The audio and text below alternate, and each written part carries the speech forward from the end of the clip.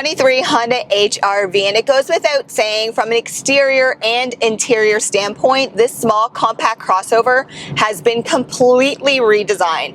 And what's new? Well, a lot. The completely redesigned HR-V is now in its second generation and is based on the same global architecture as the Honda Civic.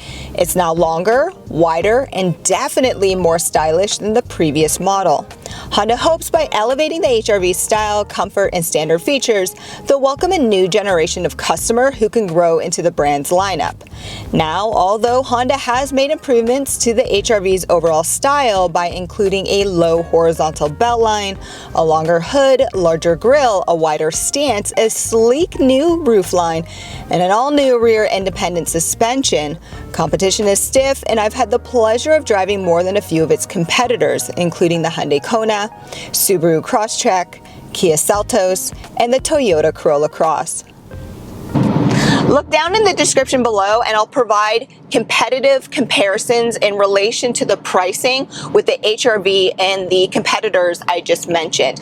Now, regardless if you're purchasing the front-wheel drive or all-wheel drive HR-V, another new feature for 2023 is what's under the hood, the engine. Now it's a 2-liter 4-cylinder with a CVT transmission, and I know you hear CVT transmission and it's nobody's favorite, but I understand why manufacturers like Honda, Subaru, etc. use them, because they're supposed to be more cost efficient, they're supposed to be more durable, and they're supposed to be more fuel efficient. And to that point, this all-new powertrain is producing 158 horsepower with 138 pound-feet of torque.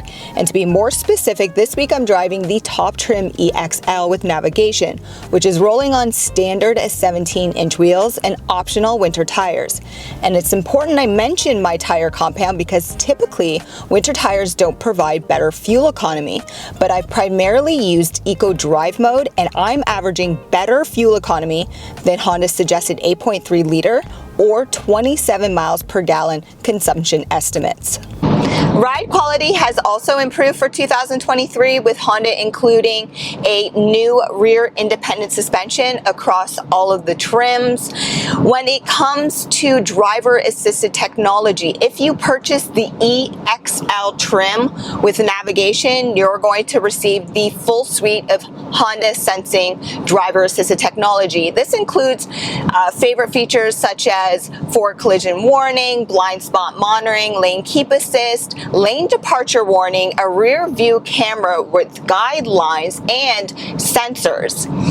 If you purchase the sport trim, you'll also receive that blind spot monitoring, and it will come in handy, but I'll get to that in a second, because in regards to visibility, I absolutely love how Honda has made the A-pillars thinner on either side. So if you're making a left-hand turn, it's much easier to see.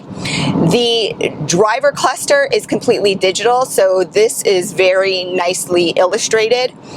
If you're familiar with my channel, then you know that I don't like it when infotainment systems protrude out of the dash because it hinders your visibility, because I like to sit low. But if you sit like a normal person up high, this is fine, and then you have completely good visibility out the front.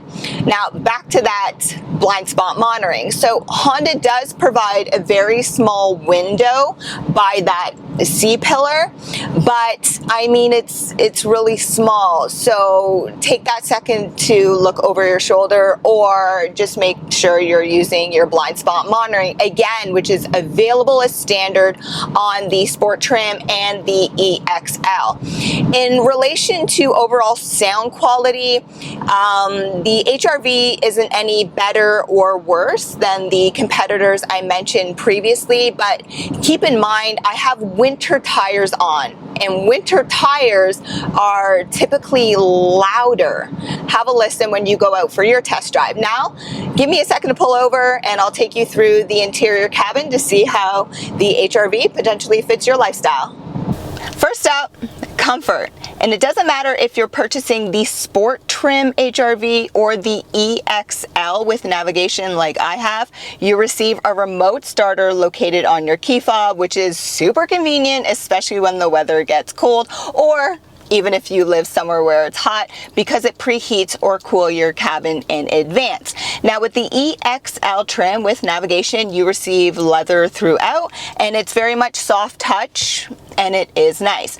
These front seats are heated, they're not ventilated. You also receive a heated steering wheel, but FYI, with the Sport Trim package, your seats are fabric throughout, but you also receive heated front seats and a leather wrap steering wheel, which is also heated. Really nice and convenient. Now with that EX-L trim, you also receive a larger 9-inch touchscreen. You also have hard buttons on the side too, incredibly easy to use.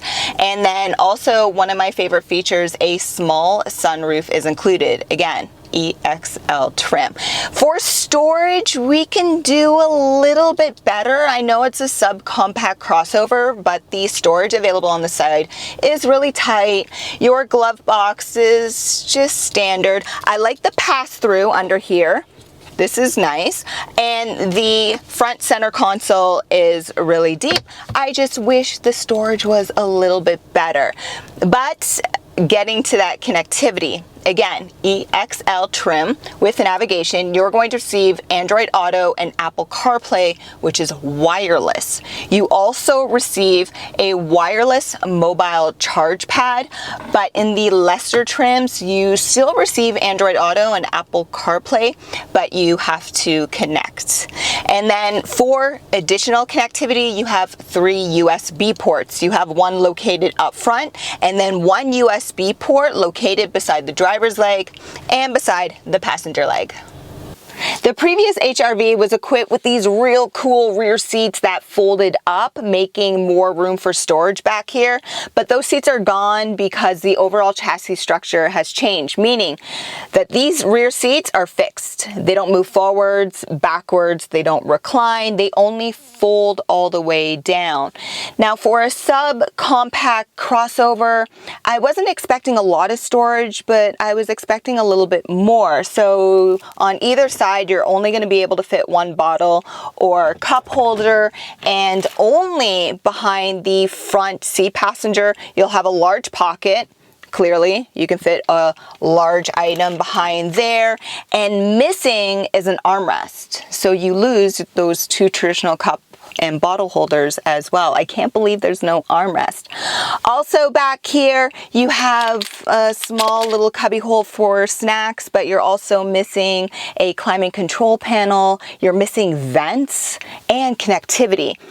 For passengers back here, you're gonna have to share your connectivity with front seat passengers. But the good news is overall space has increased because the overall size of the vehicle has increased, meaning that it doesn't matter if you have small kids or teenagers, or if you travel with adult guests, everybody's going to have more than enough leg and head space.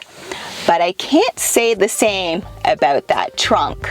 So in 2023, the HRV actually loses overall trunk space capacity, but now the HRV offers a max payload capacity of 838 pounds, which includes the overall weight of items you can store on top and inside the cabin with passengers. It's also equipped with only a manual to open liftgate, but there is an unlock button on your key fob. The rear seats fold in a 60-40 split, which amounts to an overall cargo capacity of just over 1,500 liters or 55.1 cubic feet. A cargo cover isn't offered, but you do receive one small light on either side, one 12-volt port, and under the floor trunk you'll find additional small divided storage spaces, and below those you'll find your temporary spare tire. 2023 Hyundai HRV final impressions, and yes, hands down, the exterior is definitely elevated for this year. But if you're picky about colors, pay attention.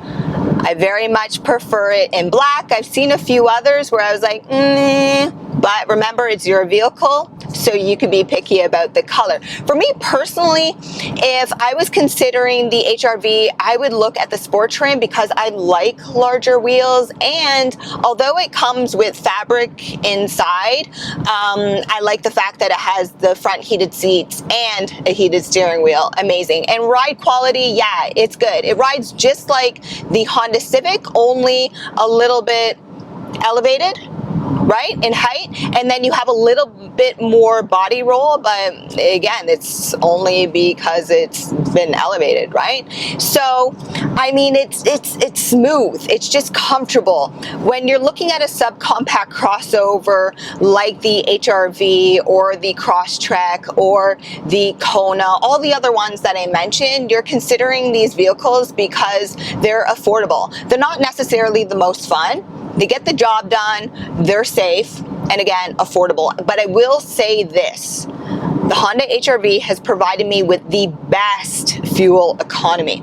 But what I like to do in all my videos is recommend a test drive, because test drives are complimentary. So please do me a favor, look down in the description, because I provide you with so many links. I provide you with warranty information and competitive comparisons. I try to make it really, really easy for you. And while you're down there, make sure you subscribe and hit that notification bell so you don't miss any of my videos, and you can connect with me on social media. Guys, I'm Juliana, your automotive woman. Thanks for watching.